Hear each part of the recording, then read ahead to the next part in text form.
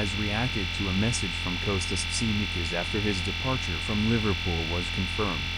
Diaz has completed a transfer to Bayern Munich, bringing the curtain down on a 3.5-year spell at Anfield that yielded 41 goals and 23 assists in 148 appearances and 5 trophies, including last season's Premier League title.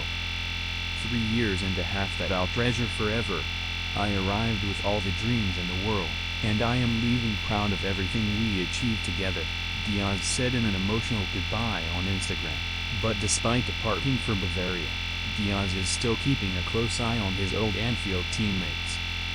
Luis Diaz reacts to Tsimikas' goodbye message. Liverpool are heading back to Merseyside from Asia for a friendly against Athletic Club before their season begins in the Community Shield against Crystal Palace on August 10. While out east, the Reds lost 4-2 to AC Milan in Hong Kong before beating Yokohama F. Marinos 3-1 at Nissan Stadium to win the J-League World Challenge. Back Kostas Tsimikas has posted a selection of highlights from his time in Japan to Instagram, captioning his post with Japanese flag, Japanese castle and waving hand emojis.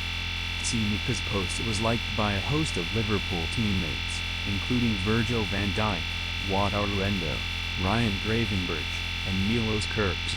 Meanwhile, Diaz also dropped a like, heading up a group of ex-Reds that also included Trent Alexander-Arnold and Neco Williams. Who could replace Diaz at Liverpool? It's been an incredible summer window for Liverpool so far, with the signings of Florian Wirtz, Hugo Ekitike, Milos Kerkez and Jeremy Frimpong sure to help them consolidate their Premier League title win. However, it goes without saying that Diaz is one outgoing they will definitely need to replace.